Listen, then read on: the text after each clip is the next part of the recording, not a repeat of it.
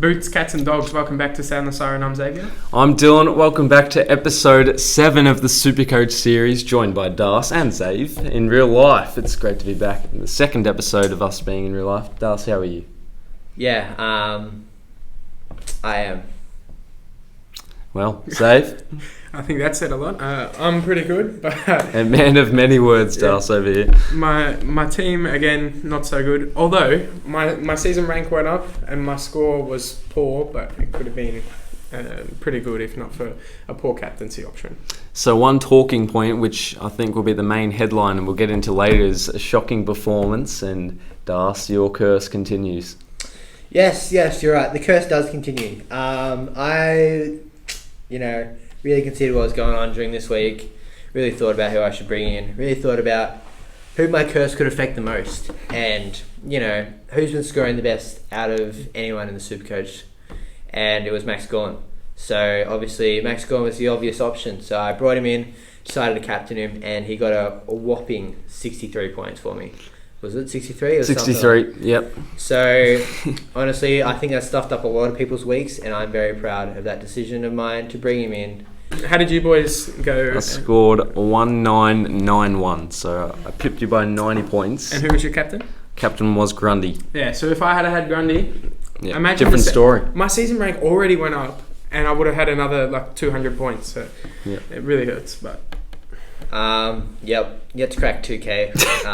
At least I had a win this week. Round of applause, boys. I had a win this week, and it was a huge win against the big Dylan Clark. Yeah, if you watched our AFL video, you would have seen him talking about his pies. And the only team going worse than the Pies is his Supercoach team, who scored at 1,500 and something against me and copped a big L. And now they've taken an L to Darcy in his first loss. I scored 1,837 and still only managed to beat Dylan by 31, despite him having 2 less players on field than me. This is coming from 2 boys who doubted me earlier on in the year. I just want to state that. Darcy had to crack 2,000. This guy, I cracked it round two. My average for the year is over 2,000. Last week I beat Dylan, and this week if I had Grundy, I would have beaten him. Did you? Yeah, I did. So I'm going to head straight into my heroes and villains. So my hero this week was... Yep, and then for my villains, I had Patrick Cripps, who continues to get the ball but not do anything with it, and he only scored 65 this week. Yeah. A few other of my premiums they scored alright, but a bit average. I had Bailey Smith 97, Nat 5 100, Ridley 87. So there's a few disappointing scores. My only big score for the week was Brady Grundy, but everyone's got Brady Grundy. And I now have 9 non-playing players in my team. So my heroes, Sam Walsh, Brodie Grundy and Andrew Brayshaw, who avoided the tag, and as he does when he avoids the tag, he collected 32 disposals, so a great outing from him. As far as villains go, I'd have to say CJ, Gawn and Tex Walker. So for my villains, I've got to go Finlay McRae. I traded him in this week. I went out on a limb for him. I was hoping a 70-plus score and then a lot of cash to be made. And then I accidentally stuffed it up and had him on field over Scott. So that's not great. Yeah. His 23. But then Max Gawn as my captain for his 63 is again really, really bad.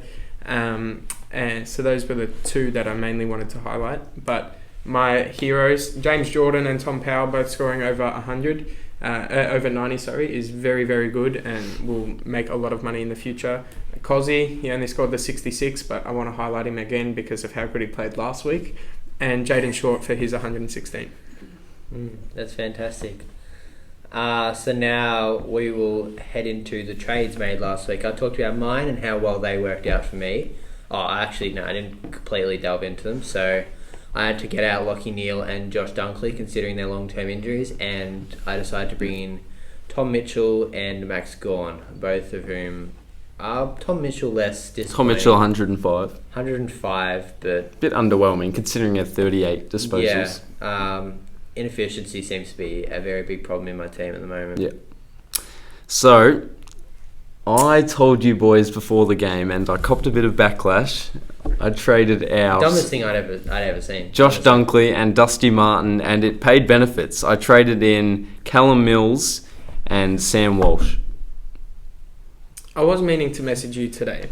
We were having a conversation about Supercoach, and one of my friends brought up trading out a premium, and Dylan responded with, "Don't do that. Don't ever trade out premiums." And I said, "This is coming from the man that literally traded out someone that is a guaranteed top 6 forward." So it's one of the more dumb things I've ever seen. One of the dumber things I've ever seen. It paid dividends though. I'm For 1 week. 130 Sam Walsh, Until Callum next Mills week. 101. Until next week when Dustin Martin gets 150 and everyone's got to trade him in because he's the number 1 forward in the competition. But I don't know. Do you have Dustin Martin? I have Dustin Martin. So he's not going to score well. Well, maybe. We'll see if the curse continues. Entirely possible. My trades for the week, I traded out Josh Dunkley as well as Tyler Brockman from Hawthorn for Finlay McRae and Dane Zorko. They weren't the worst, given that neither Brockman or Dunkley played, but McRae was very underwhelming with his 23, bringing his average down to only 33. But one good score from him, if he can even hold his spot this week, it'll be just really good because he's going to go up guaranteed. But if he can just hold his spot in the Pies team, it'll be perfect. And then Zorko 92, not the best, but a 92 score is going to give him put him in the top 6 forwards, and that's all I really needed from him. To the buy-sell holds now, and the first one probably, I guess, the only certainty for most people to trade in Martin Frederick from the Power. Definite buy if you don't have him, which you shouldn't, given that he's only played 2 games. But get him in, definitely. If he plays, he has to come in. 88 and 74 with a break-even of negative 88. Yeah, so there's a few options you can use to get him in. You can do, I wouldn't suggest a Cozzy downgrade, but a Chapman downgrade, or you could look to go a Highmore or a Sharp straight to him, Yep. or you could do a downgrade of a Golden, Campbell, or maybe a James Rowe. Yep. And then if you're able to use the dual position players to move it around to get Frederick in, that'll work best. Would you move Jordan Clark out this week? Yeah, if you've got Martin Frederick available, Well, I'd say this is the week to downgrade. He did have his best week of the year, though. Yeah. I think almost 90, Almost. So. So if you're trading for Frederick, do you go Clark out, Kajitsky out, or Highmore out? Out of those 3, Out of those 3, rank them from 1 to I'd 3. pick Clark, I would pick Clark 1, Highmore 2, probably Highmore 2, Cosby and Cozzy 3. 3. But Clark is an easy number 1 because Highmore you're going to actually have to pay up to get him, which is not what you want to be doing when you're trading out rookies. And then the other one, Cozzy still has a lot of money to make, given that he's already got a score of over 100 in his rolling average. Exactly. But I think, as Darcy said, one of the midfielders, if you've got Berry, even Goulden, Campbell, Rowe, they're all they'd all be players I'd trade before any of the ones you said. Yep. Next, Stephen May from the D's, 408,000, and if you take away his 7 where he was badly hit with an eye injury, scored 117, 82, 78, 94 and 145. And just to save you from doing the math, that's an average of 102. I did that earlier today. Yeah. So 102 is at the moment, I think that's a top 6 defender. I think it would be, yeah. He does look quite good, but I usually have a thing against having a key position player in my team. Mm-hmm. They generally are less consistent with their scoring, and they can have really low weeks if their entire role is just lockout. So against a Buddy or a Tom Lynch or something like that, you can't expect great scores. I 100% agree, Darcy, for all the same reasons. And I'm not totally sold that he'll be a top 6 defender, given we've got Lloyd, Ridley, Doherty, Short, Laird and Lockie Whitfield coming in this week as well. I'd probably take all 6 of them before him. Shea Bolton, nearly 480,000, and in the last 4 weeks he's compiled 110 twice, 99 and 121. It's really hard with him Yeah. to be able to work out what to do. He's cheap and he could be a top 6 forward, Yeah.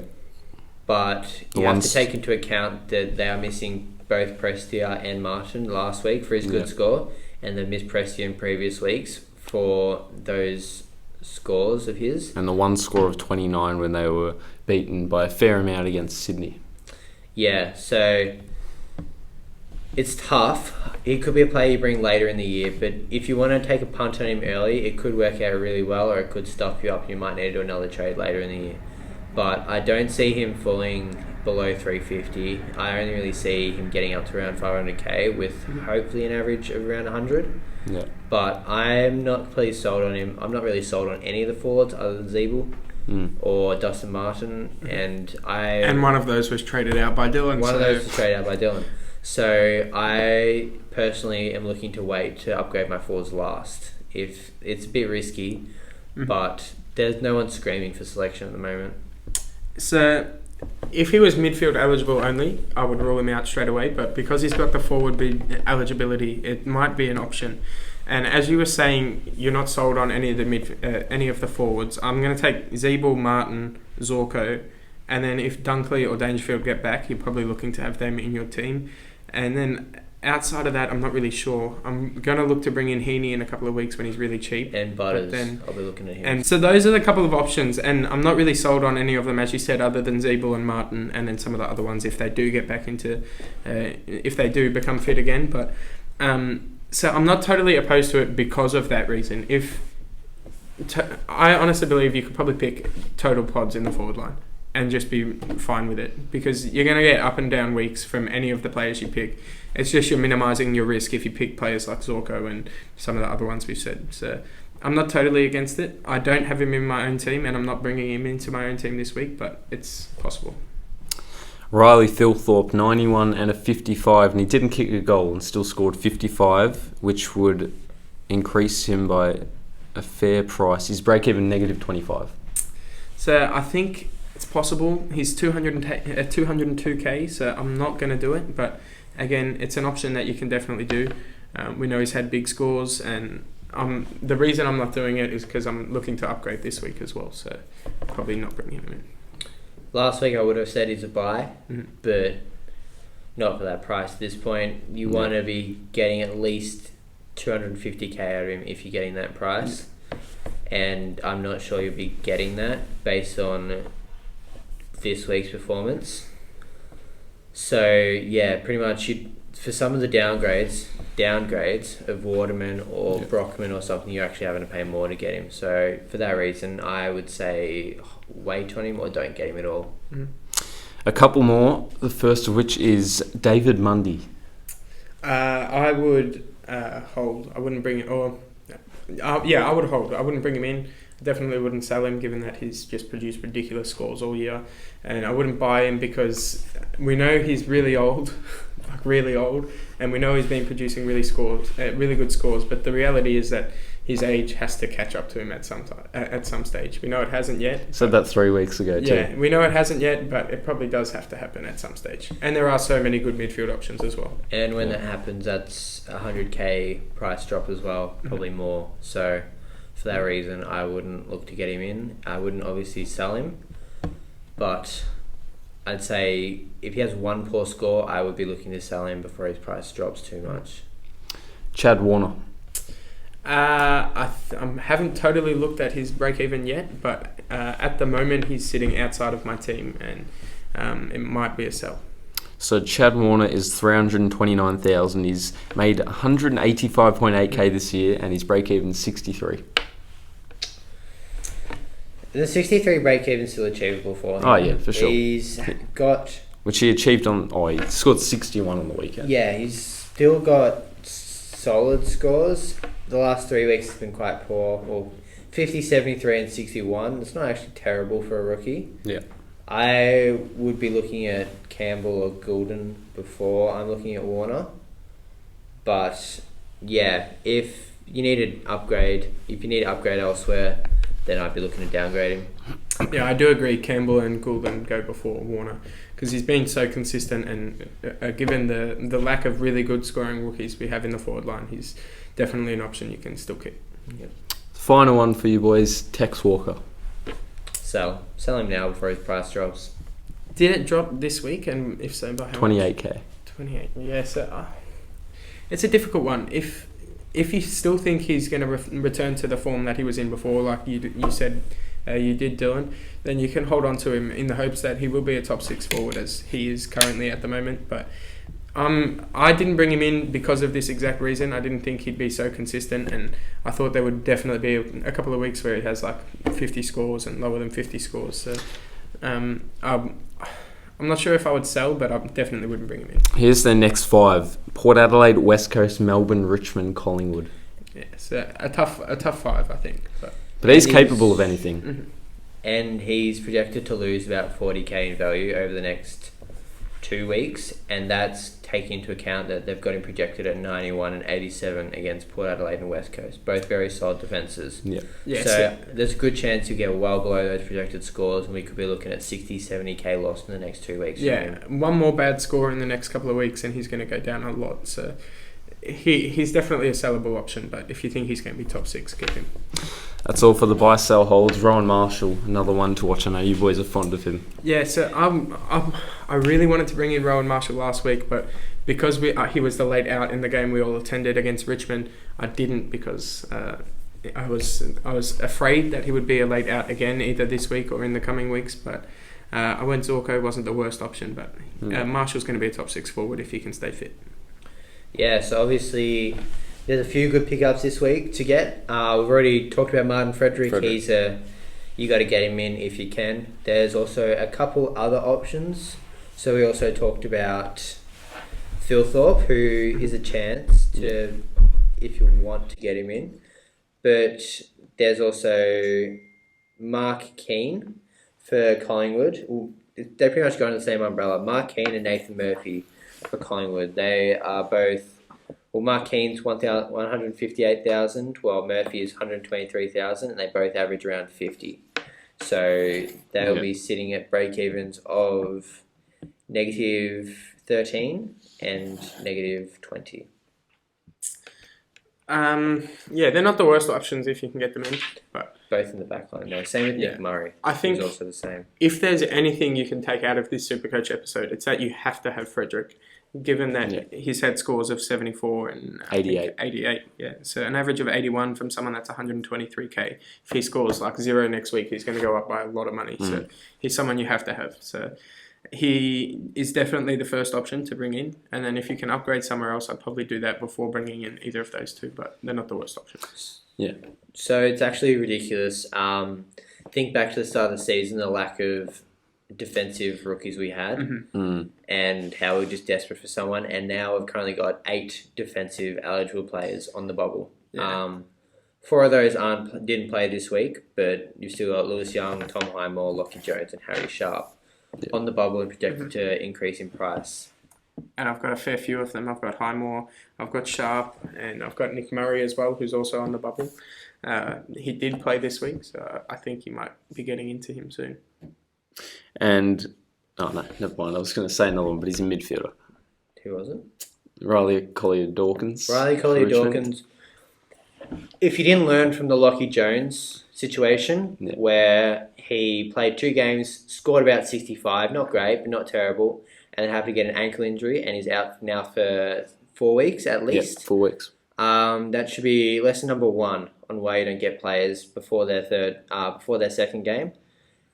Getting a player in after 1 game, you don't know if the next game they could score negative 20 points, and then they no longer have a break even that is achievable, and that is the end of their cash generation for a few weeks, and then they could very well get dropped if they're terrible.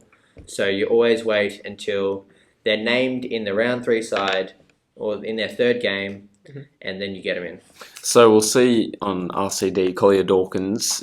I don't think his job security is the greatest. As you said, Lambert, Loston, Prestia, Dusty Martin. Anyone at Richmond who is a first-year player will not have a good job. But we'll analyse how he goes this week and potentially a new rookie to bring in. Yeah. I 100% agree with Darcy. Just don't bring them in their second week. For sure. Don't do it. For sure. So looking into the next week, another interesting week of football. Who are you boys looking to add trading in, and who are your captaincy options? Hopefully you don't screw them up as badly as I did this week. So I'll trade out, I think Jordan Clark would be probably the main priority for Frederick, and then it gives me a bit of cash to upgrade someone probably in my forward line. It's looking a little weak at the moment, but Braden Campbell, definitely the main focus, but there's not a lot of mid-priced mid-priced forwards that you want to go for at the moment. So I'm in a bit of a sticky situation, but I think I'll figure my way out of it. So I'm quite concerned with this week. I've got 19 trades left, and that's having done no trades this week. that's obviously a very poor position to be in. We're not even at the bye rounds yet. So this week, I think I might just do the one trade, and it could be a Goulden downgrade. It'd be Goulden or Campbell downgrade to Frederick. Yeah. It depends on whether I think Campbell's going to play or not, because I obviously don't want to field another donut on field. But yeah, I prefer Goulden because I feel like he's going to drop him cash more than Campbell will. Yep. But yeah, so I think I might just do that one trade, and if need be, I could look at a Chad Warner or James Rowe upgrade to Shai Bolton. I really was looking to try to go Campbell and Goulden to Frederick and McRae, but I just don't have the funds to do that, and I don't really want to go for any other mid-price midfields at this point in time with the amount of trades I have. So I've got 2 questions for you. Out of Campbell, Goulden and Clark, who would you trade first? I would trade Campbell first. Then I think the other 2 can be sort of thrown up. I think both of them are pretty good options on the field at the moment. But Campbell hasn't scored well, and I'm not sure, but I'd say he has not the best break-even as well. I would go Goulden, Campbell, then Clark. Campbell scored. Clark scored well. So Goulden scored 54, which I know isn't amazing. You could be looking at an increase in price from Clark, and if you're scoring nearly 90, then you might as well hold. Unless, obviously, Frederick is a better option. But Goulden, I think he's going to lose more value than Campbell will. And all it'd take was one good score from Campbell, and his cash gen starts again. But Goulden, one score will just slightly prevent the loss. And Nick Cox, a break-even of 62. How do you view him? He scored 49 on the weekend. I would probably trade him out as well. Given I think he's got an increased price and, as you said, not the best break even. But I still think I'd rather trade out Campbell than Goulden. Did Campbell play on the weekend? No. So I think Goulden is someone you can play on field, despite he might lose a little bit more money. At the moment, he's one of the better options on the field, despite not scoring as well as he did at the start of the year. Whereas Campbell is someone that might cost you a donut somewhere on the field, but at the moment, not even playing. So yeah, I think it relies on Anthony Scott as well, keeping a spot, because I know I'm using him as an emergency. Yeah. So Campbell is sitting on a break-even of 67 and Goulden 86. Okay. And Goulden hasn't scored above since about week 3. Since week 2. Week 2, yeah. There you go. But will Campbell get a game this week? He should. He was being classed as managed, not omitted, when he was out. Yeah. So he was managed 1 week and then he was sub. And then he came on early, and then he was managed again this week. So he managed should mean back in the side. Although it hasn't for a few people, it didn't for Matt Flynn. He missed a couple of weeks. Tyler Brockman has now missed 3 weeks in a row after being managed, and there was someone else off the top of my head. I can't think of them, but there was one other option as well. So for my captaincy this week, I will probably look to do Grundy Gawn. They play the same day. I'll probably be looking to do... You could go for Steele. Gawn. I'll probably go Gawn Vice and then a Nat 5 captaincy. I will go, I think, Gawn Vice and then possibly even Sam Walsh captain. Is that a bit risky, you think? He's been scoring consistently. 130s though, not gigantic like Gawn Grundy. So I think Gawn or Grundy will be the main. Yeah, I think I'm going to vice captain Gawn and do it into Jack McRae, although both of them let me down this week.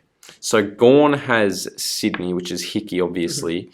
Grundy has North Melbourne, which is Goldstein. So no easy matchups. But you could do Grundy vice Gawn captain because it's 4:35.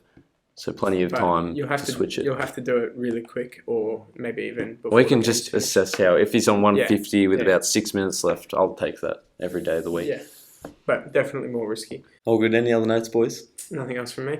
No. Good luck. Let's hope Darcy scores big this week. I'm feeling something in the air. Over 2K for Darcy. I know what something's telling me, and I'm getting a signal he's going to score big this week. Zabe, hope you score big as well. And Hopefully I do as well. I don't think we're playing each other in any leagues. Not without Dusty, you won't. Not without Dusty. Trust Dusty's me. for 160. Chuck your captains on him. Yeah, do it. I know he's playing on a Friday night, but have full faith. Captain him. He's scoring 160, and we're gonna Send through- Vice captain. we're gonna Send Robert Hyde through- into Dylan. proof that you put Dustin Martin as your captain, and I will post it on the STS Instagram account and tag Dylan in it for You know what? foolish move that he You know, made. we'll post on the AFL Supercoach account. We will say congratulations to this person for captaining Dustin Martin and getting his 160 when this flog, who also runs the account, said to get rid of him. Come on, Dusty. 150 Or- plus. It's the first time I've ever gone for a Richmond player, but come on, Just Dusty. out of interest, if he doesn't score 160 and if he scores 60, do I get anything or no? Let's score do- 160 let's do the week an after. over- Let's let's score do an 160 the over week after under 60. Over under All right, 60. If he goes over 60, If what- his what do you 3-week rolling average is below, let's say, 90? below 85. Below 85? No, we got to take into account he was injured for the last game he played. No, But it doesn't for- matter. Paddy no, Cripps for- is injured, he's playing. For this week, next week, and the week after, below over under 85. Okay. What happens if he's under? What happens if he's under? You an entire episode shirtless. That's a good idea. That's a good one. And if he's over 85, what do we do? We'll do an entire episode pantless. Deal. That's a deal. Let's do it. I don't know where this episode's gone, but I've got my faith But that's the in... deal.